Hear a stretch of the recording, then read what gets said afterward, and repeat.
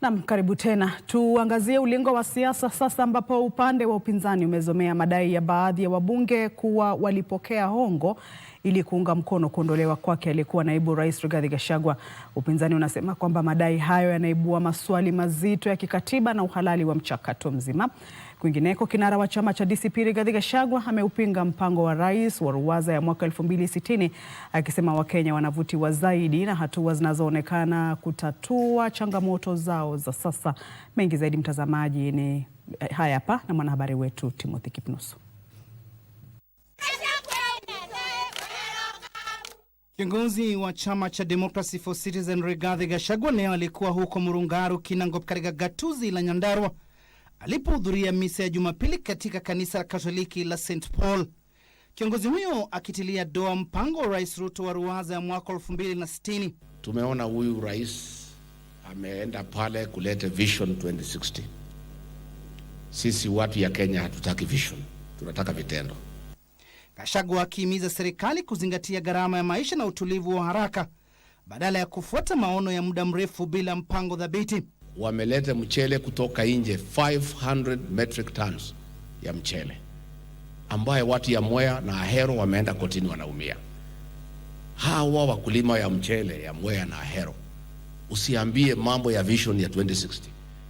Wanataka usimamishe kulete mchele kutoka nje. Mchele yao inunuliwe hapa Kenya. Huku haya yakijiri, kinara wa chama cha Wiper Kalonzo Musyoka amewasuta baadhi ya viongozi waliojitokeza kusema kuwa walihongwa ili kumng'atua Gachagua madarakani. Yaani kiongozi mmoja kwa bunge amejitokeza wazi kwamba walikuwa wanaongwa wazi waende wakamtoe kwa mamlaka Mheshimiwa Rigathi Gachagua. Kalonzo alisema kukiri kwa baadhi ya viongozi hao kunaibua maswali mazito ya kikatiba na kisheria kuhusu uadilifu wa mchakato huo. Ikiwa viongozi wenyewe wamekiri hadharani kwamba waliongwa, wao kuanzia na Junet Mohammed should be cited as persons they will never be allowed again to hold public office because wamekubali.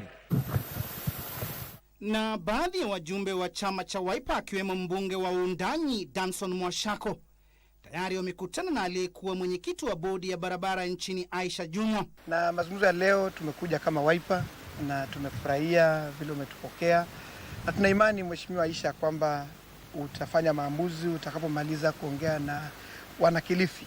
Utafanya maamuzi ambayo tutatamani basi ukajiunge na chama chetu cha Wiper ili tukabadilishe ama tukakomboe Kenya. In 2 weeks time tutashirikiana na Mheshimiwa Aisha, tutafanya mikutano huku Kilifi, na by that time tunafanya mikutano, I'm very sure dada yetu atakuwa amefanya pia consultation na local leadership. So pia ni vizuri kusikiliza maoni ya watu ambao unaongoza. We've had a fruitful discussion.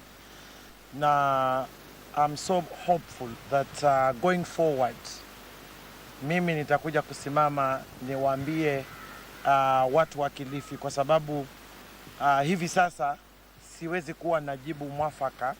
Kwa hivyo si ati nimesahau. Kwingineko, baadhi ya wandani wa Rais Ruto kutoka eneo la Ukambani wameendelea kumshambulia rais mstaafu Uhuru Kenyatta, wakimshutumu kwa kupanga kampeni ya kisiasa kumdhoofisha kiongozi wa nchi licha ya uungwaji mkono aliopokea kutoka kwa Ruto katika kipindi chake chote cha urais.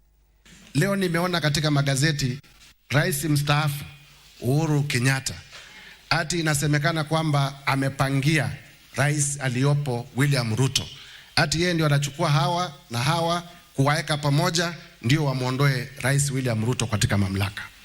Nataka nikumbushe rais mstaafu mambo matatu.